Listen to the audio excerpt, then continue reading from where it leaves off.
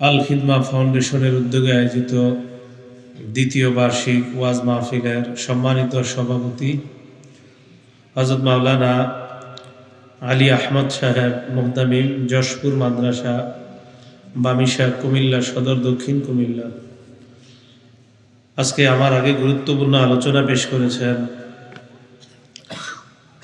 জামিয়া ইসলামিয়া মুজাফফরুল উলুম মুরাদনগর কুমিল্লার সম্মানিত মুহতামিম ও শেখুল হাদিস, আমাদের কুমিল্লার প্রথিত যশা খ্যাতিমান আলেমে দ্বীন মুহাক্কিক আলেম হযরত মাওলানা মুফতি আমজাদ হুসাইন দামাত বরকাতুহুম।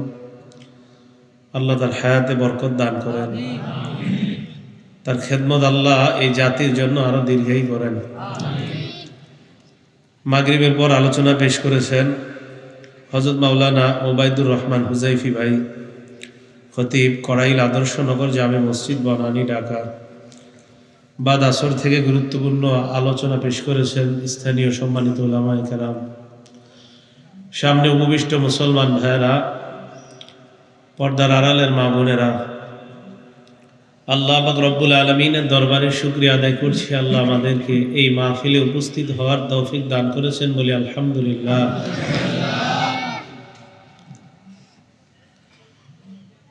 সূরা রুমের 41 নম্বর আয়াতে কারিমা তেলাওয়াত করলাম। এই আয়াতে আল্লাহ পাক রব্বুল আলামিন বলেন, যহারাল ফাসাদু ফিল বাররি ওয়াল বাহরি বিমা কাসাবাত আইদিন নাস। মানুষের হাতের কামাইয়ের কারণেই জলে স্থলে বিপর্যয় সৃষ্টি হয়, ফিতনা ফাসাদ সৃষ্টি হয়, গজব দুনিয়ার মধ্যে আসে মানুষের হাতের কামাইয়ের কারণে। লিউযিকাহুম বা'দাল্লাযী আমিলু, এই গজব আল্লাহ দেয় মানুষকে তার আমলের কিঞ্চিত আযাব ভোগ করানোর জন্য দেয়। তো গজব দিয়ে আল্লাহ মানুষকে সতর্ক করে, দেখো তুমি এই অপরাধের কারণে গজব আসছে। কেন আল্লাহ আমাদেরকে সতর্ক করে? লাআল্লাহুম ইয়ারজিউন, যেন বান্দারা ফিরে আসতে পারে আবার সঠিক পথে। সূরা আনআমের 6 নম্বর আয়াতে আল্লাহ পাক রব্বুল আলামিন বলেন, আলাম ইয়ারাউ কাম আহলাকনা মিন ক্বাবলিহিম মিন কারনিম মাক্কান্নাহুম ফিল আরদি মা লাম নুমাক্কিন লাকুম ওয়া আরসালনাস সামাআ আলাইহিম মিদরারা। তারা কি দেখে না আমি কত জনপদকে, তাদের পূর্বে কত জাতিকে আমি ধ্বংস করে দিয়েছি। মাক্কান্নাহুম ফিল আরদি মা লাম নুমাক্কিন লাকুম, আমি তাদেরকে পৃথিবীতে এমনভাবে প্রতিষ্ঠিত করেছিলাম যেমন তোমাদেরকে এতটা প্রতিষ্ঠিত করি নাই, তাদেরকে যতটা প্রতিষ্ঠিত করেছিলাম।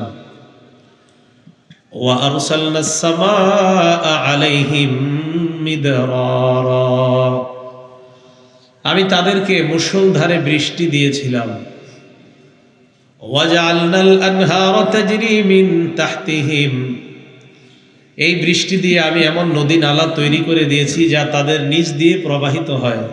এর দ্বারা উদ্দেশ্য আমি তাদেরকে ভরপুর প্রচুর নিয়ামত দান করেছি। ফাআহলাকনাহুম বিযুনুবিহিম, তাদের অপরাধের কারণে আমি আল্লাহ তাদেরকে ধ্বংস করে দিয়েছি। তাহলে জাতিকে আমি নিয়ামত দিলাম, তাদেরকে আমি দুনিয়াতে প্রতিষ্ঠিত করলাম, কিন্তু তারা অপরাধ করার কারণে আমি তাদেরকে ধ্বংস করে দিয়েছি। সুম্মা আনশা'না মিন বা'দিহিম করনান আখারিন, এরপর আমি নতুন জাতি সৃষ্টি করেছি। আল্লাহ বুঝাইতে চায় মানুষকে আমি গজবে শেষ করে দিয়ে, আযাব দিয়ে শেষ করে দিলে এটা আমি আল্লাহ যে কোনো মুহূর্তে পারি, এরপর আবার নতুন সৃষ্টি করব, এটা আল্লাহর কাছে কোনো ব্যাপার না, সতর্ক করতেছে। সূরা আনকাবুতের 40 নম্বর আয়াতে আল্লাহ বলেন, ফাকুল্লান আখাযনা বিযামবি, আমি প্রত্যেককে তার গুনাহের কারণে পাকড়াও করেছি। ফামিনহুম মান আরসালনা আলাইহি হাসিবা, কারো উপরে আমি পাথর বৃষ্টি বর্ষণ করে তাদেরকে ধ্বংস করেছি। ওয়া মিনহুম মান আখাযাতহুস সাইহা, কারো কাছে ভয়ঙ্কর আওয়াজ আসছে, এসে ওই আওয়াজ তাদেরকে ধ্বংস করে দিয়েছে। ওয়া মিনহুম মান আগরাকনা, কাউকে আবার আমি আল্লাহ ডুবিয়ে দিয়ে ধ্বংস করেছি। ওয়া মিনহুম মান খাসাফনা বিহিল আরদ, কাউকে আমি আল্লাহ জমিনের নিচে দাবিয়ে দিয়েছি কারুন। ওয়া মিনহুম মান আগরাকনা, কাউকে আমি আল্লাহ ডুবিয়ে দিয়েছি ফেরাউন সম্প্রদায়। ওয়া মা কানাল্লাহু লিয়াযলিমাহুম, আল্লাহ এমন না যে আল্লাহ কারো উপরে জুলুম করেন। ওয়ালাকিন কানু আনফুসাহুম ইয়াজলিমুন, তারা নিজেরাই নিজেদের উপর জুলুম করত। খুব বুঝেন এই জায়গাটা। আল্লাহ যে তাদেরকে ধ্বংস করলেন, কাউকে পাথর বৃষ্টি দিয়ে, কাউকে ডুবিয়ে, কাউকে মাটির নিচে দাফন করে, কাউকে ভয়ঙ্কর আওয়াজের মাধ্যমে ধ্বংস করান, এই ধ্বংস যে আল্লাহ করলেন, আল্লাহ বলেন আমি তাদের উপরে জুলুমকারী এমন না, বরং তারা নিজেরাই নিজেদের উপর জুলুম করেছে। তারা নিজেদের অপরাধে নিজেরা ধ্বংস হয়েছে, আমি আল্লাহ একটু তাদের উপর জুলুম করি নাই। আল্লাহ বলেন ইন্নাল্লাহা লা ইয়াজলিমু মিসকালা যাররা, আল্লাহ অনুপরিমাণও কারো উপরে জুলুম করেন না। মুসলিম শরীফের 2577 নম্বর হাদিসের বর্ণনা। ক্বালা রাসূলুল্লাহ সাল্লাল্লাহু আলাইহি ওয়াসাল্লাম, নবীজি সাল্লাল্লাহু আলাইহি ওয়াসাল্লাম বলেন ইন্নাল্লাহা তাবারাকা ওয়া তাআলা ইয়াকুল, আল্লাহ পাক রব্বুল আলামিন হাদিসে কুদসির মধ্যে বলেন ইয়া ইবাদি ইন্নী হারামতুজ যুলমা আলা নাফসি ওয়া জাআলতুহু বাইনাকুম মুহাররামা, হে বান্দারা আমি আল্লাহ নিজের উপর হারাম করলাম, আমি কারো উপর জুলুম করাটা আমি নিজের উপর হারাম করে নিলাম। আমি আল্লাহ নিজের উপর হারাম করে নিয়েছি, আমি কারো উপর জুলুম করি না। ওয়া জাআলতুহু বাইনাকুম মুহাররামা, আমি তোমাদের আপোষের মাঝেও একজন আরেকজনকে জুলুম করা হারাম করে দিয়েছি। আপোষে জুলুম করেননি, বোনের সম্পত্তি না দেওয়াটাই তো জুলুম। হ্যাঁ, বোনের সম্পত্তি দেয় না এমন ভাই আছে না দুনিয়াতে? মুসলিম শরীফের 1610 নম্বর হাদিসের বর্ণনা। ক্বালা রাসূলুল্লাহ সাল্লাল্লাহু আলাইহি ওয়াসাল্লাম, নবীজি বলেন মান ইখতাতা শিবরাম মিনাল আরদ জুলমা, কোন মানুষ যদি অন্য কারো 1 বিঘত পরিমাণ সম্পত্তি জোর দখল করে নেয়, তাওয়াকাল্লাহু ইয়্যাহা ইয়াউমাল কিয়ামাতি মিন 7 আরদিনা, কিয়ামতের ময়দানে ওই বান্দার গলার মধ্যে 7 স্তরের জমিন আল্লাহ ঝুলায়া দিবে। 1 বিঘত পরিমাণ জমিন যদি জোর দখল করেন, হাজী সাহেব ফজরের নামাজের পরে কোদালটা নিয়ে গিয়ে মাটি কাটতে কাটতে আরেকজনের জমিন শেষ করে দেয়।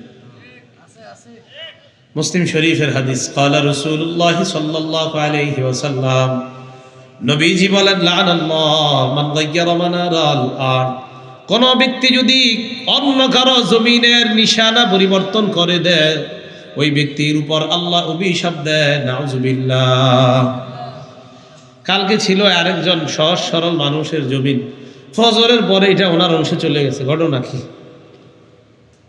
এই ব্যক্তির উপর আল্লাহ পাক রব্বুল আলামিন অভিশাপ দেয়। এই জাতীয় লোক সমাজে আছে না?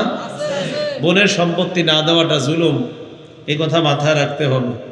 মুসলিম শরীফের 2581 নম্বর হাদিসের বর্ণনা। ক্বালা রাসূলুল্লাহ সাল্লাল্লাহু আলাইহি ওয়াসাল্লাম, নবীজি বলেন সাহাবাদেরকে প্রশ্ন করলেন আতাদরুনা মাল মুফলিস, ও সাহাবারা তোমরা কি জানো নিঃস্ব কাকে বলা হয়? সাহাবারা জবাব দিলেন আল মুফলিসু ফিনা মান লা দিরহাম লাহু ওয়ালা মাতা, আমাদের মধ্যে নিঃস্ব ওই ব্যক্তি যার টাকা পয়সা নাই, স্বর্ণ রূপা নাই, অর্থ সম্পদ নাই, তাকেই নিঃস্ব বলি আমরা। নবীজি বলেন ইন্নাল মুফলিসা মিন উম্মতি ইয়াতি ইয়াউমাল কিয়ামাতি বিসসালাত ওয়া সিয়াম ওয়া যাকাত, আমার উম্মতের নিঃস্ব ওই ব্যক্তি যে কিয়ামতের ময়দানে নামাজ, রোজা, যাকাত নিয়ে উপস্থিত হবে। ইয়াতি ওয়াকাদ শাতামা হাযা, এই ব্যক্তি নামাজ, রোজা, যাকাত নিয়ে আসবে, তবে দুনিয়াতে লোকটা আরেকজনকে গালি দিত। ওয়া দারাবা হাযা, আরেকজনকে অন্যায়ভাবে আঘাত করত। ওয়া কাযাফা হাযা, আরেকজনকে ঢিল ছুঁড়ে মারত। ওয়া আকালা মালা হাযা, অন্যের সম্পদ অন্যায়ভাবে পেটের মধ্যে ঢুকাইতো। প্রত্যেক বছর হজ করত। কি করত? আরেকজনের টাকা পেটে ঢুকায় আর রমজানে উমরায় যায়, হজের আগে যায় হজে। প্রত্যেক বছর আইসা জনগণের কয় আমি মাশাআল্লাহ এবার ৭৩তম হজ করে আসলাম। যাদের টাকা মারে এদের সামনে এগুলো কয়। ওয়াসাফাকা দামা হাজা, আরেকজনের রক্তপাত ঘটায়। মাজলুমরা কিয়ামতের ময়দানে আল্লাহর কাছে আসবে, আসার পর জালেমের বিচার চাবে। ফায়ুতা হাযা মিন হাসানাতি, এক ব্যক্তিকে জালেমের নেক আমল দিয়ে দেওয়ার পর আরেক মাজলুম আইসা বলবে আল্লাহ আমি আমার বিচার চাই। ওয়ায়ুতা হাযা মিন হাসানাতি, আরেকজনকে জালেমের নেক আমল দিয়ে দেওয়ার পর ফাইন ফানিয়াত হাসানাতু, জালেমের নেক আমল সব শেষ। আরেক মাজলুম আসবে, আসার পর বলবে আল্লাহ আমি জুলুমের বিচার চাই। জালেমের আমল নামায় তাকায় দেখা যাবে আমল নামার মধ্যে কোনো নেক আমল নাই। উখিযা মিন খাতায়া, মাজলুমের গুনাহ নেওয়া হবে, নেওয়ার পর জালেমের আমল নামায় দেওয়া হবে। সুম্মা তুরিহা ফিন্নার, এরপর জালেমকে গুনাহের পাহাড়ের মধ্যে জাহান্নামে নিক্ষেপ করা হবে। নাউজুবিল্লাহ। জুলুম করেন না, আল্লাহ পাক রব্বুল আলামিন কিঞ্চিত পরিমাণ জুলুম করেন না। জুলুম আল্লাহ পছন্দ করে না। তো মুসলিম শরীফের 2577 নম্বর হাদিস শোনাইতেছিলাম। ওই হাদিসে আল্লাহ পাক রব্বুল আলামিন কি বললেন? ইন্নী হাররামতু যুলমা আলা নাফসি, আমি নিজের উপর এটা হারাম করলাম, আমি কারো উপর জুলুম করি না। ওয়াজআলতুহু বাইনাকুম মুহাররামা, তোমরা আপোষে জুলুম করবা এই ব্যাপারটা আমি আল্লাহ তোমাদের জন্য হারাম করে দিলাম। ফালা তাযালামু, তোমরা একে অপরের উপর জুলুম করবা না। ইয়া ইবাদি কুল্লুকুম দাল্লুন ইল্লা মান হাদাইতুহু, হে আমার বান্দারা তোমরা সবাই পথভ্রষ্ট, আমি যদি হেদায়েত না দেই। হেদায়েত দেয় কে? আল্লাহ। ফাস্তাহদুনি, আমার কাছেই হেদায়েত চাও। আহদিকুম, আমি আল্লাহ তোমাদেরকে হেদায়েত দেই। ইয়া ইবাদি কুল্লুকুম জাইউন, বান্দারা তোমরা সবাই ক্ষুধার্ত। ইল্লা মান আতআমতুহু, যদি আমি আল্লাহ না খাওয়াই। খাওয়ায় কে? আল্লাহ। ফাস্তাতইমুনি, আমার কাছেই খাবার চাও। উতইমকুম, আমি তোমাদেরকে খাবার দেই। ইয়া ইবাদি কুল্লুকুম আর ইল্লা মান কাসাউতুহু, তোমরা সবাই উলঙ্গ, আমি যদি পোশাক না পরাই। ফাস্তাকসুনি, আমার কাছেই পোশাক চাও। আকসুকুম, আমি আল্লাহ তোমাদেরকে পোশাক পরাই। ইয়া ইবাদি ইন্নাকুম লান তাবলুগু দাররি ফাতাদুররুনি, তোমরা সবাই মিলেও আমি আল্লাহর কোনো ক্ষতি করতে পারবে না। ওয়ালান তাবলুগু নাফঈ ফাতানফাউনি, সবাই মিলে আমি আল্লাহর কোনো উপকার করতে পারবা না। ইয়া ইবাদি লাউ আন্না আউওয়ালাকুম ওয়া আখিরাকুম ওয়া ইনসাকুম ওয়া জিন্নাকুম কানু আলা আতকা কলবি রাজুলিন ওয়াহিদিন মিনকুম, এই যে কি বলে দেখেন, হে আমার বান্দারা তোমাদের শুরু তোমাদের শেষ, জিন ইনসান, এর মানে আদম থেকে কিয়ামত পর্যন্ত যত মানুষ জিন আমি বানাইলাম, বর্তমানে দুনিয়াতে যারা আছে, ভবিষ্যতে যাদেরকে বানাবো, সবাই যদি পৃথিবীর এমন এক ব্যক্তির মতো হয়ে যায় যার কলবটা সবচাইতে তাকওয়াবান, তাহলে দুনিয়া থেকে আর কোনো খারাপ কাজ থাকবে? আল্লাহ বলেন মা যাদা ফি মুলকি শাইআ, দুনিয়ার সবাই ভালো হয়ে গেলে আমার রাজত্বে একটুও বাড়বে না।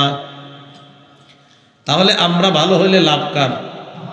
আমাদের, কারণ আল্লাহর একটু রাজত্বে বাড়ে না। এরপর আল্লাহ বলেন ইয়া ইবাদি লাউ আন্না আউওয়ালাকুম ওয়া আখিরাকুম ওয়া ইনসাকুম ওয়া জিন্নাকুম কানু আলা আফজারি কলবি রাজুলিন ওয়াহিদিন মিনকুম, সারা পৃথিবীর সবাই জিন ইনসান আদম থেকে কিয়ামত পর্যন্ত যাদেরকে বানিয়েছি বানাবো, বর্তমান দুনিয়াতে যারা তোমরা আছো, সবাই যদি এমন হয়ে যাও যার অন্তরটা সবচাইতে খারাপ, দুনিয়ার সবচাইতে খারাপ মানুষের মতো যদি হয়ে যাও, মা নাকাসা মিন মুলকি শাইআ, আমি আল্লাহর রাজত্বে একটুও কমবে না। তাহলে ভালো হয়ে গেলে একটুও, খারাপ হয়ে গেলে রাজত্বে একটুও, তাহলে ভালো হইলে লাভ, খারাপ হইলে লস আমাদের। এবার কি কয় দেখেন, ইয়া ইবাদি লাউ আন্না আউওয়ালাকুম ওয়া আখিরাকুম ওয়া ইনসাকুম ওয়া জিন্নাকুম কামু ফি সাঈদিন ওয়াহিদ, হে আমার বান্দারা সারা পৃথিবীর যত মানুষ বানিয়েছি বানাবো, বর্তমান দুনিয়াতে যারা আছো জিন ইনসান, সবাই যদি একটা মাঠের মধ্যে একত্রিত হয়ে যাও, হওয়ার পর আমি আল্লাহর কাছে যদি তোমরা প্রার্থনা করো, এক মুহূর্তে আমি তোমাদের সবার প্রার্থনা যদি কবুল করে নেই, যে যা চাইলা আমি যদি তাই দান করলাম, মনে মনে ভাবতে পারো না জানি কি পরিমাণ আমি আল্লাহ তোমাদেরকে দিয়ে দিলাম। আল্লাহ বলেন, মা নাকাসা মিম্মা যালিকা ইনদি শাইআ ইল্লা কামা ইয়ানকুসুল মিখয়াতু ইযা উদখিলাল বাহরা। একটা সুই সমুদ্রে রাখার পর এই সুইটা উঠাবেন, উঠানোর পর সুইয়ের মাথায় যে সামান্য পানি দেখা যায়, এই সামান্য পরিমাণ আমি আল্লাহ সারা দুনিয়ার প্রথম থেকে শেষ পর্যন্ত যারা আছে, যারা বর্তমানে আসো, আগে এসেছে, ভবিষ্যতে আসবে, এই সবাইকে আমি আল্লাহ দেওয়ার পর ওই সুয়ের মাথায় যে পানিটা দেখা যায়, এতটুকু মনে করো তোমাদেরকে দিলাম, আর গোটা সমুদ্র পরিমাণ ধন ভাণ্ডার আমার কাছে নিয়ে। এত ক্ষমতাদার হওয়ার পরেও আল্লাহ বলেন, ইন্নী হাররামতু যুলমা আলা নাফসি, আমি নিজের উপর হারাম করলাম, আমি কারো উপর জুলুম করি না। আল্লাহ নিজের উপর হারাম করেছেন, আল্লাহ কারো উপর জুলুম করেন না। তাহলে কি বোঝা যায়? যারা বেঈমান, যারা ধ্বংস হয় নিজেদের গুনাহের কারণে, যখন ধ্বংস হয়, এই জুলুম বান্দা নিজেই নিজের উপর করে, আল্লাহ কারো উপর সামান্য পরিমাণও জুলুম করেন না। সূরা আলী ইমরানের 11 নম্বর আয়াতে আল্লাহ বলেন, কাদাবি আলি ফিরআউনা ওয়াল্লাযীনা মিন ক্বাবলিহিম, ফিরআউনের বাহিনী এবং তাদের পূর্বে যারা, তাদের যেমন আচরণ ছিল, কাযযাবু বিআয়াতিনা, তারা আমার আয়াতগুলো অস্বীকার করার কারণে, ফাআখাযাহুমুল্লাহু বিযুনুবিহিম, আল্লাহ পাক রব্বুল আলামিন তাদের গুনাহের কারণে তাদেরকে পাকড়াও করলেন, গুনাহের কারণে তাদেরকে আল্লাহ ধ্বংস করলেন। সূরা নিসার ৭৯ নম্বর আয়াতে আল্লাহ কি বলে দেখেন, মা আসাবাকা মিন হাসানাতিন ফামিনাল্লাহ, তোমার জীবনে যত নেয়ামত আসে সব আল্লাহর পক্ষ থেকে। বলেন, আমাদের জীবনে যত নেয়ামত সব কার পক্ষ থেকে? আল্লাহ। ওয়া মা আসাবাকা মিন সাইয়্যাতিন ফামিন নাফসিক, তোমার জীবনে যত বিপদ আসে সব তোমার নিজের কামাই। বলেন, নেয়ামত কার পক্ষ থেকে? বিপদ কার কামাই? নিজেদের। এখন প্রশ্ন, হুজুর বিপদ তো আমাদের কামাই, দেয় তো আল্লাহ। কে দেয়? এটা সত্যি কথা, বিপদ আল্লাহ দেয়, কিন্তু কামাই করি আমরা। আমাদের গুনাহের কারণে আমরা বিপদ কামাই করি, বিপদ দেয় আল্লাহ, এটা ঠিক। এটা সূরা তাগাবুনের 11 নম্বর আয়াত দ্বারা প্রমাণিত। মা আসাবা মিন মুসিবাতিন ইল্লা বিইজনিল্লাহ, যত বিপদ আপদ আসে সব আল্লাহর হুকুমে। যত বিপদ আপদ কার হুকুমে হয়? কিন্তু বিপদ আপদের কারণ কারা? বলেন, বলেন, আমাদের উপর গজবের কারণ কারা? গজব দেয় কে? কিন্তু গজবের কারণ কারা? আমরা। তাহলে গজব হয়, গজব পরে যেই কারণে, এই কাজগুলা থেকে আমরা বেঁচে থাকবো, আল্লাহ তৌফিক দান করেন। সূরা মাইদার 49 নম্বর আয়াতে আল্লাহ কি বলে দেখেন, ফালাম আন্নামা ইউরিদুল্লাহু আইয়ুসিবাহুম বিবাদি যুনুবিহিম, জেনে রাখো আল্লাহ তাদেরকে তাদের কিছু গুনাহের কারণে আল্লাহ তাদেরকে আযাব দিতে চায়। আইয়ুসিবাহুম বিবাদি যুনুবিহিম, সব গুনাহের কারণে কিন্তু আল্লাহ আমাদেরকে ধরে না, কিছু গুনাহের কারণে ধরে। সূরা শূরাতে আল্লাহ বলেন, ওমা আসাবাকুম মিন মুসিবাতিন ফাবিমা কাসাবাত আইদিকুম, তোমাদের জীবনে যত বিপদ আসে সব তোমাদের নিজেদের কামাই। ওয়ায়াফু আন কাসীর, অধিকাংশ অনেক গুনাহ তো আল্লাহ মাফ করে দেয়, বেশিরভাগ গুনাহ আল্লাহ মাফ করে দেয়। তাহলে বলেন তো, এতক্ষণ যে আয়াত আর হাদিস জানলাম, গজব আসার কর্মগুলা কারা করে? গজব দেয় কে? আল্লাহ। তাহলে বলেন তো, গজব কি আল্লাহ সব গুনাহের কারণে দেয় না কিছু? আর বেশিরভাগ গুনাহ আল্লাহ মাফ করে দেয়। তাহলে সবগুলোর জন্য যদি আল্লাহ ধরতেন কি অবস্থা হইতো? আল্লাহ আমাদেরকে কথাগুলা বোঝার তৌফিক দান করেন। এবার গুরুত্বপূর্ণ একটা হাদিস আপনাদেরকে শোনাবো, খুব মন দিয়ে শুনবেন। 5টি অপরাধের কারণে দুনিয়াতে বিভিন্ন ধরনের গজব আসে। কয়টি অপরাধ? 5টি। ইবনে মাজাহ হাদিসের কিতাব, হাদিস নাম্বার 4019 নম্বর হাদিসের বর্ণনা। আন আব্দুল্লাহ ইবনে আলা আনহুমা قال اقبل علينا رسول الله صلى الله عليه وسلم, ইবনে ওমর রাদিয়াল্লাহু তাআলা আনহুর বর্ণনা, আল্লাহ রাসূল সাল্লাল্লাহু আলাইহি ওয়াসাল্লাম আমাদের দিকে আগমন করলেন। সাহাবাদের দিকে আগমন করার পর সাহাবাদেরকে বললেন, খামসুন ইদার তুলিতুম বিহিন্না ওয়া আউযু বিল্লাহি আন তুদরিকুহুন্না। পাঁচটা পরীক্ষা এমন, যেই পাঁচটা পরীক্ষা, পাঁচটা খারাপ কর্ম এমন যেগুলার মাধ্যমে তোমাদেরকে পরীক্ষা করা হবে। নবীজি বলেন, আমি আল্লাহর কাছে পানাহ চাই ওই পরীক্ষার মধ্যে যেন তোমরা না পড়ো, ওই পরীক্ষা যেন তোমরা পানা চাইছে। তাহলে নবীজি এই পরীক্ষা নিয়ে টেনশন করছে, আল্লাহর কাছে পানা চাইছে। তো নবীজির ওই পানা চাওয়ার কারণে সাহাবা বা অনেক তাবেঈনরা বেঁচে গেছে, কিন্তু আমরা তো ওই পরীক্ষায় পড়ে গেছি। দেখেন, এক নাম্বার এই রোগ দেখা দেয়, পেলেগ রোগ, মহামারী, দুর্যোগ, বালা মুসিবত দেখা দেয়।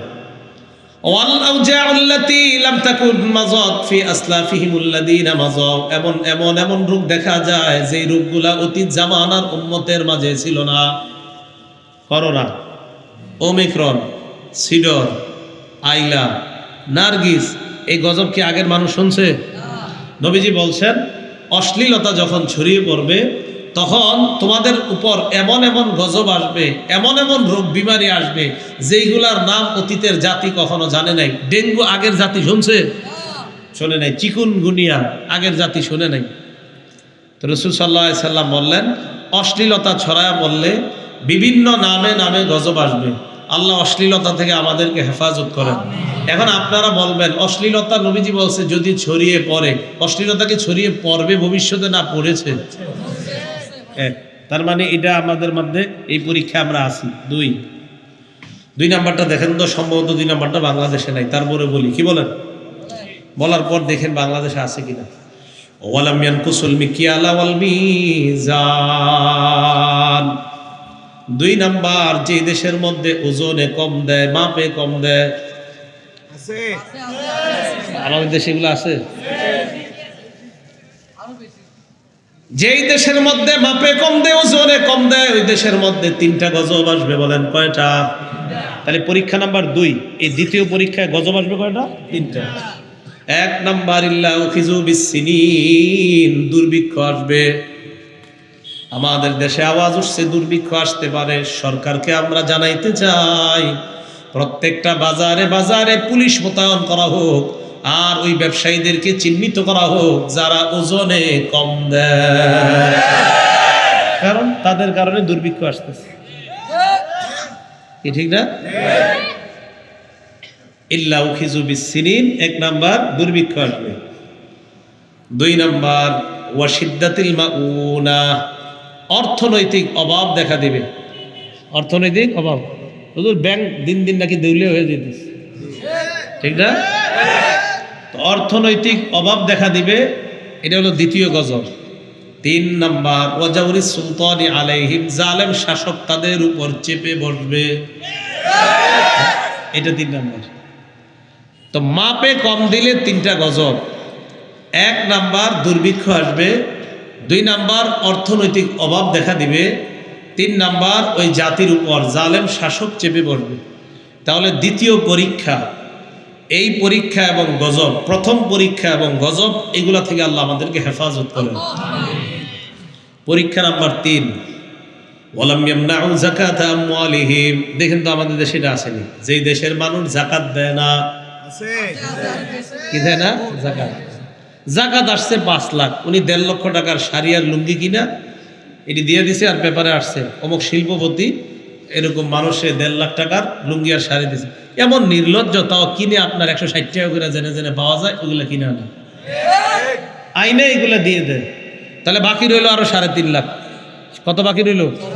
3.5 লাখ। এই 3.5 লাখ আল্লাহ পাক রব্বুল আলামিন তার স্বর্ণ রূপা টাকা পয়সা যা আছে সবগুলাকে আল্লাহ এক জায়গায় জমা করে এগুলারে লন্ড্রি বানাবে। কি বানাবে? লন্ড্রি। ফাতুকুয়া বিহা জিবাহুম, কপালে সেক দেওয়া হবে, ওয়া জুনুবুহুম, পার্শ্বে সেক দেওয়া হবে, ওয়া যুহুরুহুম, পিঠের মধ্যে সেক দেওয়া হবে। আর বলা হবে, হাদা মা কানাসতুম লিআনফুসিকুম ফাযুকু মা কুনতুম তাকনিজুন। এই যে এইগুলা তুমি সঞ্চয় করেছিলা, নাও খাও, এখন খাও। বুখারীর বর্ণনা, ক্বালা রাসূলুল্লাহ সাল্লাল্লাহু আলাইহি ওয়াসাল্লাম, নবীজি বলেন, মান আতাহুল্লাহু মালাম ফালাম ইউআদ্দি যাকাতা আমওয়ালিহি অথবা ফালাম ইউআদ্দি যাকাতা মুসিলা লাহু ইয়াউমাল কিয়ামাতি শুজাআন আকরা। নবীজি বলেন, যেই ব্যক্তিকে সম্পদ আল্লাহ দান করলেন, দেওয়ার পরেও লোকটা যাকাত দেয় না, তার এই সম্পদ বিষধর সাপে রূপান্তরিত হবে। বলেন নাউজুবিল্লাহ। কিয়ামতের ময়দানে সাপে রূপান্তরিত হয়ে তাকে বলবে, আনা কানজুকা আনা মালুকা। এইভাবে এই জায়গাটা চাপ দিয়ে ধরে বলবে, আমি তোমার সঞ্চিত সম্পদ, আমি তোমার মাল। বকেয়া জাকাত যারা দেন নাই, এই মুফতি সাহেবদের সাথে বৈশা কথা বইলা বকেয়া জাকাতগুলোও দিয়ে দিবেন। আর ভবিষ্যতে যাদের উপর জাকাত ফরজ হবে, আল্লাহ পরিপূর্ণভাবে জাকাত দেওয়ার তৌফিক দান করুন। তাহলে জাকাত যে দেয় না এমন লোক আমাদের দেশে আছে? তাহলে তৃতীয় পরীক্ষাও দেখা গেল আমাদের দেশে আছে। এটার কি গজব? তৃতীয় পরীক্ষার গজব হলো, ওয়ালাম ইয়ামনাউ যাকাতা আমওয়ালিহিম ইল্লা মুনিউল কতরা মিনাস সামা। যেই দেশের মানুষ যাকাত দেয় না, ওই দেশে আল্লাহ পাক রব্বুল আলামিন রহমতের বৃষ্টি বন্ধ করে দেয়। বৃষ্টি হবে, রহমতেরটা হবে না। কৃষকের মুখে হাসি ফুটবে না। আগে কৃষকের মুখে বৃষ্টি আসলে হাসি ফুটতো, তো ওই রহমতের বৃষ্টি হবে না, যেই বৃষ্টিতে মানুষের ফসল ফলাদি খুব বেশি হতো, এটা হবে না। প্রশ্ন হলো, এর পরেও বৃষ্টি হয়, ঠিক না? কেন হয়? ওয়ালাউলাল বাহাইমু লাম ইউমতারু। চতুষ্পদ জন্তু আর হাইওয়ান জানোয়ার যারা বৃষ্টিতে খুশি হয়, এরা যদি না থাকতো আল্লাহ বৃষ্টি দিতেন না।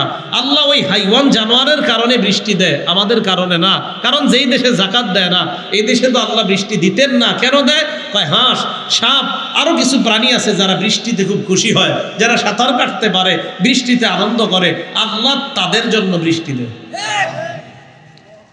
তাহলে তৃতীয় পরীক্ষা এটাও দেখা যায় আমাদের আছে যে আমরা যাকাত দেই না। 4, ওয়ালাম ইয়ানকুদু আহদাল্লাহি ওয়া আহদা রাসূলিহি।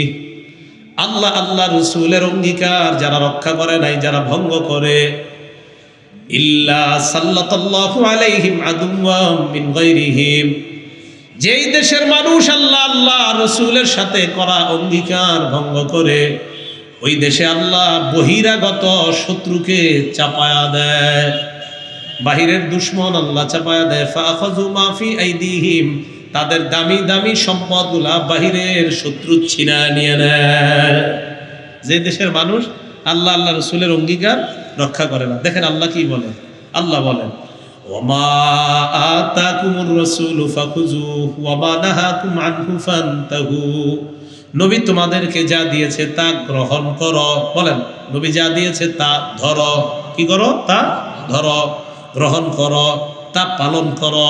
ওয়ামা নাহাকুম আনহু ফান্তাহু। নবী যা থেকে নিষেধ করেছেন তা থেকে বিরত থাকো।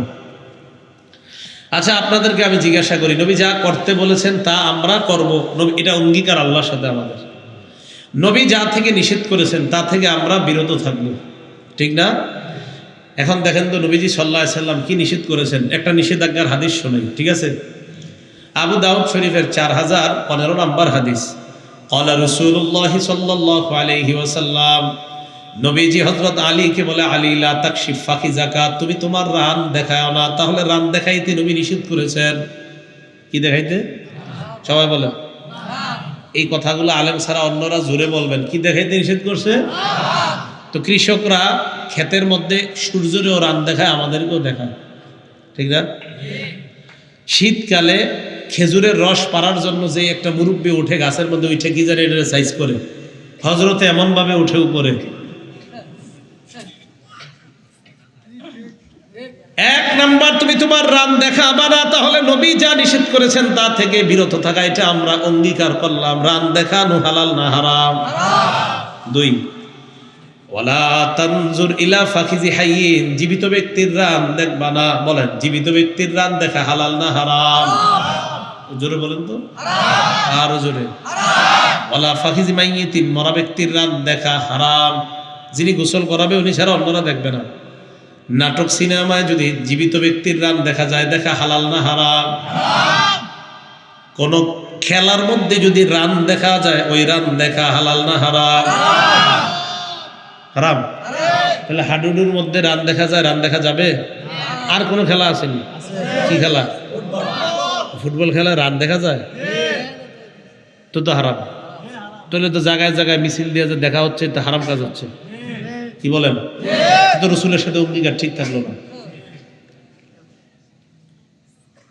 যেই দেশের মানুষ আল্লাহ আল্লাহ রসুলের সাথে অঙ্গীকার ভঙ্গ করে, ওই দেশের মধ্যে বহিরাগত শত্রু আল্লাহ চাপা দেয়। তাহলে বলেন, নবী বললেন জীবিত ব্যক্তির রান দেখা হারাম, নবীর সাথে অঙ্গীকার করলাম দেখবো না। এই অঙ্গীকার করার পরেও যারা জীবিত ব্যক্তির রান দেখবে, গুনাহ করবে, বুঝতে হবে তারা নবীর মোহাব্বত করে, যতই দাবি করুক তারা প্রকৃত আশিক রাসূল না। আপনারা অঙ্গীকার করছেন, দেখবেন না তো দেখেন কেন? আপনারা কল্পনা করেন না যে কথাটা এই দিকেই না লাগবে, ঠিক না? তাহলে আল্লাহ বুঝার তৌফিক দান করেন। তাহলে রসুল সাল্লাল্লাহু আলাইহি সাল্লাম যা নিষেধ করেছেন এটা করব না, আমরা অঙ্গীকারাবদ্ধ যে হুজুর যা করতে বলেছে তা করব, হুজুর যা নিষেধ করেছে তা থেকে বিরত থাকব। এবার বুখারীর একটা হাদিস শোনাই। হ্যাঁ, বুখারী শরীফের 2465 নাম্বার হাদিস। ক্বালা রাসূলুল্লাহ সাল্লাল্লাহু আলাইহি ওয়াসাল্লাম, নবীজি বলেন, ইয়াকুমুল জুলুসা আলা তুরুকাত, তোমরা রাস্তাঘাটে অনর্থক কথাবার্তা বলার জন্য, আজাইরা আড্ডাবাজি করার, বৈঠক করা থেকে তোমরা বেঁচে থাকবা। রাস্তাঘাটে আজাইরা বৈঠক হয়, এরকম হয় কিনা? নবীজি বললেন তোমরা এই জাতীয় বৈঠক থেকে বাঁচবা। সাহাবারা বলে, মালানা বুদ্দুন ইন্নামা হিয়া মাজালিসুনা নাতাহাদ্দাসু ফিহা ইয়া রাসূলুল্লাহ, হুজুর রাস্তাঘাটে আমরা ধর্মীয় আলোচনার জন্য বৈঠক করতে হয়, এই বৈঠক কি আমরা করতে পারবো না? নবীজি বললেন, হ্যাঁ ধর্মীয় বৈঠক করা যাবে, ধর্মীয় বৈঠক ছাড়া অন্য বৈঠক করা যাবে না। নবী বলেন, ধর্মীয় বৈঠক যদি করতেই হয় তাহলে তোমরা রাস্তার হক আদায় করবা। সাহাবারা বললেন, ওমা হাক্কুত তরিকি ইয়া রাসূলুল্লাহ, রাস্তার হক আবার কি জিনিস? নবী বললেন, রাস্তার হক 5টা। বলেন, রাস্তার হক 5টা। 1 নাম্বার বদ্দুল বাসর, নজর নিচে রাখা। নজর আচ্ছা আসেন, বুখারীর হাদিসে পাইলাম নবী যা বলেছেন তা করো। নবী বলছে নজর নিচে রাখো। আবু দাউদের হাদিসে পাইলাম তোমরা অন্য জীবিত ব্যক্তির রানের দিকে তাকাও না। নবী বলছে বুখারীর 2465 নাম্বার হাদিসে নজর নিচে রাখো। আবু দাউদের 4015 নাম্বার হাদিসে বলছে জীবিত ব্যক্তির রান দেখো না। চা স্টলের সামনে বসলেন, কয়েকজন চা পান করতেছেন, নবীজি বলেন নজর নিচে রাখো। আবু দাউদের হাদিসে কয় জীবিত ব্যক্তির রানের দিকে তাকাও না।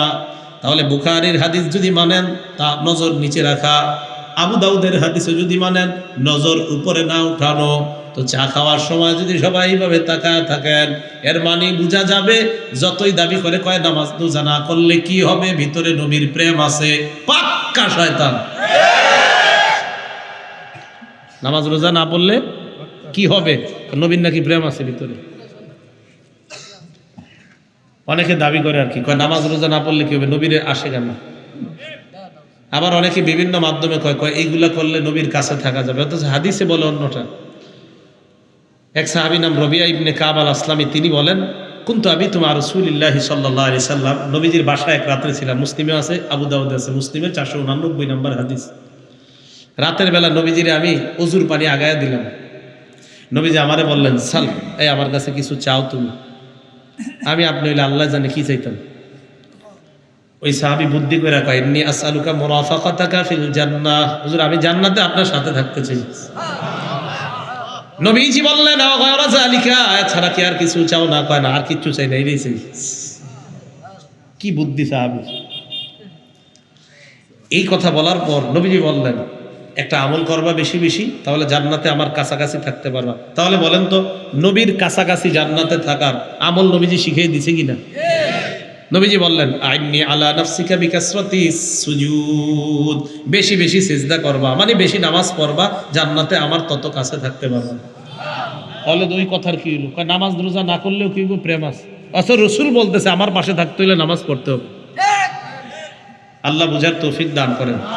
তাহলে বুখারীর 2465 নাম্বার হাদিসে রাসূল বললেন রাস্তার 5 হক নজর নিচে রাখা। আবু দাউদের 4015 নাম্বার হাদিসে বললেন নজর উপরে উঠানো যাবে না। উপরে উঠাইলে জীবিত ব্যক্তির রান দেখা যাচ্ছে, নজর নিচে যদি রাখি তাহলে নবীর হুকুম পালন হয়। তাহলে বুখারী আর আবু দাউদের 2 হাদিস মিলাইলে নবীর আদেশও মানা হয়, নবীর নিষেধাজ্ঞা থেকেও বেঁচে থাকা যায়, তাহলে নবীর সাথে অঙ্গীকারও রক্ষা হয়।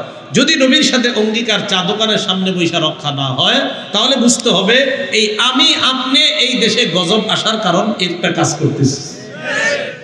আল্লাহ বুঝার তৌফিক দান করেন। এই গেল 4 নাম্বার।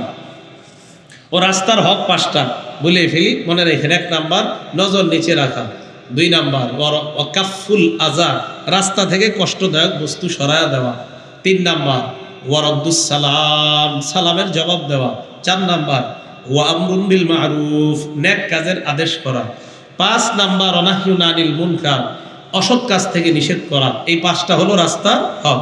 এর মধ্যে দ্বিতীয়টা কাফুল আযা, কষ্টদায়ক বস্তু সরায়া দেওয়া। আমার দিকে তাকান তো সবাই, কষ্টদায়ক বস্তু আমরা যদি 10 জন এইভাবে তাকায় থাকি উপরের দিকে, তো কষ্টদায়ক বস্তু এইভাবে পাওয়া যাবে না নিচের দিকে তাকাইলে পাওয়া যাবে? নিচের দিকে।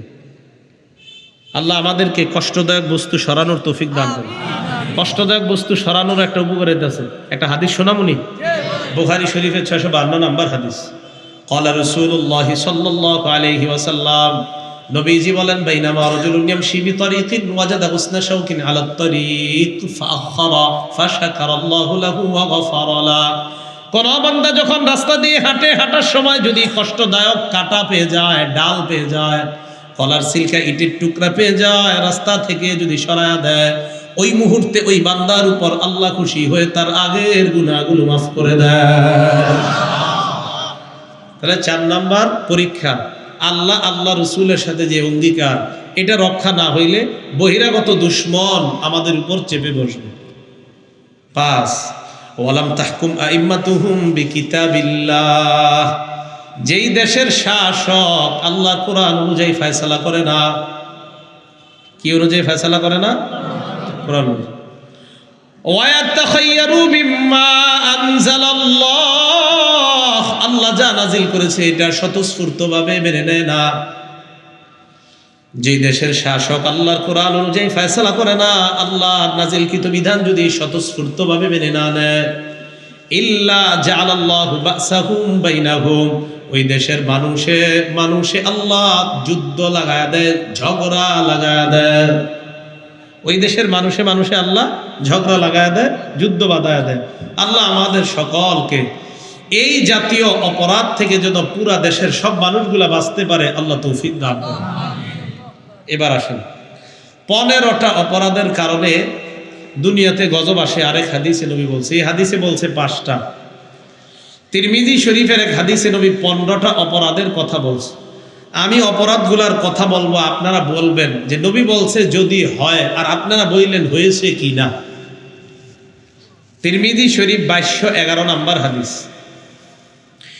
এই হাদিসের বর্ণনাকারী আবু হুরায়রা রাদিয়াল্লাহু তাআলা আনহু, عن أبي هريرة رضي الله تعالى عنه قال قال رسول الله صلى الله عليه وسلم, নবীজি বলেন, ইযা তুখিজাল ফাইউ দুওয়ালা, যুদ্ধলব্ধ সম্পদ যখন ব্যক্তিগত সম্পদে পরিণত করা হবে, ব্যক্তিগত সম্পদ মনে করা হবে। 2 নাম্বার হল আমানাতু মাগনামা, আমানতকে লুটের মালে পরিণত করা হবে। উনি আমাকে 5 বস্তা চাউল দিলেন আপনাদের এলাকায় 5 জন গরিব মানুষকে দেওয়ার জন্য। আমি 5 বস্তা চাউল আনলাম, আনার পর 2 বস্তা ওই 5 জন পরিবারের মধ্যে আমি বন্টন করে দিলাম, বাকি 3 বস্তা আমি বিক্রি করে দিলাম। এটা কি আমানত রক্ষা করা হলো নাকি আমানতের খেয়ানত করা হলো? তাহলে এই জায়গায় 3 বস্তা আমি লুটের মালে পরিণত করলাম, লুটতরাজ করলাম, আমি লুটপাট করে 3 বস্তা নিজের অধীনে রেখে দিলাম। 3 নাম্বার যাকাতু মাগরামা, যাকাত দেওয়া মানুষ জরিমানা মনে করবে। কেন যাকাত দিব? মানুষ বলবে কেন যাকাত দিব, এরকম যাকাত কি আমার কাছে পাও না কেউ, এরকম ভাবসাব আর কি, জরিমানা মনে করবে। 4 নাম্বার তুআল্লিমা লিগাইরিদ্দিন, দিন বহির্ভূত শিক্ষার প্রচার প্রসার ঘটবে, বদ্দিন শিক্ষার প্রচার প্রসার ঘটবে। 5 নাম্বার ওয়া আতাআর রাজুলু ইমরাআ, পুরুষ তার বিবির আনুগত্য করবে, বিবি যা বলবে তা শুনবে। এটা কি হবে না হচ্ছে? ও আক্কা উম্মা, মায়ের নাফরমানি করবে। 6 7 নাম্বার আদনা সাদিকা, বন্ধুকে আপন বানাবে। 8 নাম্বার আকসা আবা, বাবাকে দূরে ঠেলে দিবে। বাপ যা বলবে এটা শুনবে না, বন্ধুরা যা বলবে এটা শুনবে, তাল গাছের নিচে বৈশা বৈশা মোবাইল টিপে আর শিখে। 9 নাম্বারটা একটু মন দিয়ে শুনেন, কষ্ট নিয়েন না, ঠিক আছে? বলবো ওয়াজাহারাতিল আসওয়াতু ফিল মাসাজিদ, মসজিদের মধ্যে হট্টগোল হবে। মানে এর যত কথাবার্তা আছে সব মসজিদে গিয়ে মনে পড়ে। কেউ আপনি ছোট মায়ের বিয়ে হয়েছিনি, মানে এই শুরু হয়ে গেল এটা বইলা মসজিদের মধ্যে আলাপ আলোচনা। তো তোমার গরুর কি অবস্থা, ঘাস টাস কি খাইছে? মানে এর যত কথাবার্তা আছে সব মসজিদে গিয়ে শুরু। আরেকটা জায়গা রয়ে গেছে, এটা তো সাধারণ পাবলিক, আরেক দল আছে যারা মসজিদের দায়িত্বশীল। যারা মসজিদে কি শীল, দায়িত্বশীল, ইমাম খতিব মুয়াজ্জিন, ওনারা না, ওনারা ছাড়া আরেক দল আছে দায়িত্বশীল। সেটা যে ওনারা কি করে, মসজিদের মধ্যে যাবে, যাওয়ার পরে হয়তো বিবির সাথে কোনো কারণে ঝগড়া হয়েছে, করে নির্লজ্জার মতো গিয়ে এই রাগ সব মসজিদের মুয়াজ্জিন আর খাদেমের উপরে ছাড়ে। এখন এই কথায় কষ্ট তারা পাবেন যাদের মধ্যে এই খারাপ অভ্যাস আছে, আর যারা পাবেন না বলবেন না হুজুর আলহামদুলিল্লাহ আমি তো ভালো মানুষ, তো ভালো। আর এই জাতীয় যদি কেউ থাইকা থাকেন আপনি ভালো হয়ে যান, আল্লাহ ভালো আর তৌফিক দান করেন। তো 9 নাম্বার জহরাতিল আসওয়াতু ফিল মাসাজিদ, মসজিদের মধ্যে হট্টগোল হবে। এটা কি হবে না হচ্ছে? ফাসাদাল কাবিলাতা ফাসিকুহুম, পাপাচার ব্যক্তি হবে সমাজের নেতা। 11 নাম্বার ওয়াকানা জাইমুল কওমি আরজালাহুম, সমাজের সবচেয়ে নিকৃষ্ট ব্যক্তি হবে গোত্রের অধিপতি। দেন দরবার যা হবে, দরবারের সময় এক ব্যক্তিকে আনবে, আনার পর হয়তো এলাকার দরবার করে এই দিক সেদিক যায়, এই জাতীয় আর কি। 12 নাম্বার উকরিমার রাজুলু মাখাফাতা শাররিহি, অনিষ্টতার ভয়ে, ওনার অনিষ্টতার ভয়ে ওনাকে সম্মান করা হবে। মানে এই যে খারাপ আমারে যে মারবে, এই মারা থেকে বাঁচার জন্য বলবে আসসালামু আলাইকুম স্যার ভালো আছেন, এরকম বলবে। ওয়া উকরিমার রাজুলু মাখাফাতা শাররিহি, মানুষের অনিষ্টতা থেকে বাঁচার জন্য তাকে সম্মান করা হবে, দিল থেকে শ্রদ্ধা করা হবে না, বরং সে যে একটা পাপিষ্ট, সে যে খারাপ, তার খারাপি থেকে বাঁচার জন্য মানুষ তাকে শ্রদ্ধা করবে। এটা 12 নাম্বার। এটা কয় নাম্বার? 12 নাম্বার। 13 নাম্বার ওয়াজাহারাতিল কাইনাতু ওয়াল মাআজিফ, গায়িকা, ঢোল তবলা বাদ্যযন্ত্র বাড়বে। ঢোল তবলা শুধু বাড়বে, এমনি গানের মধ্যেও তো ঢোল তবলা আছে, এখন আবার বিভিন্ন ইসলামিক নাম দিয়েও ঢোল তবলা নিয়ে বসে স্টেজে। এটা 13 নাম্বার। 14 নাম্বার ওয়া শুরিবাতিল খুমুর, মাদক সেবন বেড়ে যাবে। কি বেড়ে যাবে? আপনারা তো ভারতের কাছে না? আচ্ছা, ওয়া শুরিবাতিল খুমুর, মাদক সেবন বেড়ে যাবে। মাদক সেবন বেড়ে যাবে। যুবকরা চিপায় চিপায় গিয়া গাঁজা, ইয়াবা, মদ, নেশা এগুলা টানবে। ঠিকের আওয়াজটা দিয়ে আনফরচুনেটলি আসতে হয়ে গেল। ঘটনা কি এই এলাকায় কি এই রোগ আছে নাকি? আরে না, না, নাই, নাই। 14 নাম্বার শুরিবাতিল খুমুর, মদ পান বাড়বে। আচ্ছা 15 নাম্বারটা পরে কই, 14 নাম্বারটায় থাকেন। 14 নাম্বারটাতে আরেকটা হাদিস শুনে আসি আমরা, আবু দাউদ শরীফের 3688 নাম্বার হাদিস। ক্বালা রাসূলুল্লাহ সাল্লাল্লাহু আলাইহি ওয়াসাল্লাম, নবীজি বলেন লা ইয়াশরাবান্না নাসুম মিন উম্মতি আল খামরা ইউসাম্মুনাহা বিগাইরি ইসমিহা, আমার উম্মতের একদল মদ পান করবে অন্য নাম দিয়ে, মাদক সেবন করবে নাম দিবে অন্য, সেবনটা করবে মাদক নাম দিবে অন্য, গাঁজা, ইয়াবা বিভিন্ন নাম দিবে, তবে তারা মাদক সেবী হবে। অন্য অন্য নাম দিবে। যেমন আপনার অনেকে, যেমন বড় লোকরা যে সুদ খায় এটার নাম হয় ইন্টারেস্ট, আর গ্রামগঞ্জের মানুষেরটার নাম হয় সুদ, অথচ দুইটাই সুদ। দুইটাই কি সুদ? ইন্টারেস্ট বললে কি আর সুদ থাকে না? সুদ তো থাকেই। তো বলছিলাম মানুষ মদ খাবে, নাম পরিবর্তন করবে, মানে অনেক নাম দিবে। এটার নাম দিবে আপনার কানাডা ড্রাই, মাস্তুদ ইত্যাদি, আরো বিভিন্ন নাম টাম দিতে পারে, যেগুলোর মধ্যে মাদকের ইয়া থাকবে, আপনার বিয়ার, আরো কিছু হারাম হারাম আছে। তো বিভিন্ন নাম দিয়ে মানুষ মাদক সেবন করবে। ইউজাফু আলা রুউসিহিম বিল কাইনাতি ওয়াল মুগান্নিয়াত, একদিক দিয়ে মদপান চলবে, আরেক দিক দিয়ে নর্তকীরা নাচবে গানের তালে তালে। তো এই জাতীয় দৃশ্য আমাদের দেশে কি হবে না হয়? গান চলে, নর্তকী নাচে, মাদক সেবন হচ্ছে বিভিন্ন ক্লাবে পার্টিতে। আল্লাহ বুঝার তৌফিক দান করেন। তাহলে মদ পানও তাহলে আমাদের দেশে হবে না, বরং হচ্ছে, তাই তো? বুখারী শরীফের 5590 নাম্বার হাদিসের বর্ণনা। আমরা কিন্তু 15টা অপরাধ শেষ করি নাই, 14 নম্বরে আসছি আমরা, যে শুরিবাতিল খুমুর, মদ পান হবে, এখান থেকে এদিক যাচ্ছে। ক্বালা রাসূলুল্লাহ সাল্লাল্লাহু আলাইহি ওয়াসাল্লাম, নবীজি বলেন, লা ইয়াকুনান্না মিন উম্মতি আকওয়াম, আমার উম্মতের মধ্যে একদল মানুষ হবে এমন, ইস্তাহিল্লুনাল হিররা ওয়াল হারির ওয়াল খামরা ওয়াল মাআজিফ, যারা জিনাকে হালাল মনে করবে। জিনাকে কি মনে করবে? জিনাকে হালাল আমাদের দেশে মনে করা হচ্ছে, হয়তো গ্রামগঞ্জে আপনারা এখন এটা নাম শুনেন নাই, লিভ টুগেদার, এরকম নাম শুনছেন? এর মানে হলো একটা ছেলে, প্রাপ্তবয়স্ক ছেলে এবং প্রাপ্তবয়স্কা মেয়ে একই ছাদের নিচে একসাথে থাকবে স্বামী স্ত্রীর মতো, তবে স্বামী স্ত্রী না। তাহলে এটা জিনা। এটাকে তারা বলতেছে আমাদের স্বাধীনতা, it's our freedom, we are in modern civilization, এটা আমাদের স্বাধীনতা, আমরা একটা আধুনিক সভ্যতার মধ্যে আছি, এটা তাদের দাবি। এটা আধুনিক সভ্যতা না, এটা অসভ্যতা, এটা বেহায়াপনা, এটা নির্লজ্জতা, এটা দেশটাকে যার সন্তান পয়দা করার নির্নকশা চালানো। এটার নাম কিভাবে আবার সভ্যতা হয়? একসাথে এক বাসার নিচে থাকবে, এটার নাম স্বামী স্ত্রীর মতো, তবে স্বামী স্ত্রী না। কথাটা দেখছেন কত সুন্দর, স্বামী স্ত্রীর মতো তবে স্বামী স্ত্রী না। আমাদের মাশাআল্লাহ এক মুসলিম বোনরে দিয়েও পশ্চিমারা বলায়া দিছে, একবার পেপারেও মনে ছেপেছে অথবা কোনো ম্যাগাজিনে, if you want to have a person in your life, why do you have to sign marriage paper? Why can't it be just a partnership? তুমি যদি তোমার জীবনের লাইফ পার্টনার হিসাবে কাউকে চাও, তো বিবাহের পত্রিকা পেপারে সাইন করতে কেন হবে? এটাকে একটা পার্টনারশিপ হইতে পারে না? দুইজন একসাথে থাকবা স্বামী স্ত্রীর মতো, তবে স্বামী স্ত্রী না, এরকম তার দাবি। সে research the holy Quran everyday, সে প্রতিদিন কোরআন পড়ে, এটা তার দাবি। কোরআন পড়ে তিনি এটা বুঝেছেন যে একসাথে একটা ছেলে মেয়ে একসাথে থাকবে, তবে তারা বিবাহের মধ্যে থাকতে হবে, এটা জরুরি না। উনি কোরআন পড়ে এটা বুঝছেন, তাহলে এটা জিনা হালাল মনে করা হচ্ছে। নবীজি বললেন, আমার উম্মতের একদল মানুষ জিনাকে হালাল মনে করবে। ওয়াল হারির, রেশমের পোশাককে হালাল মনে করবে। 2 নাম্বার, রেশমের পোশাক।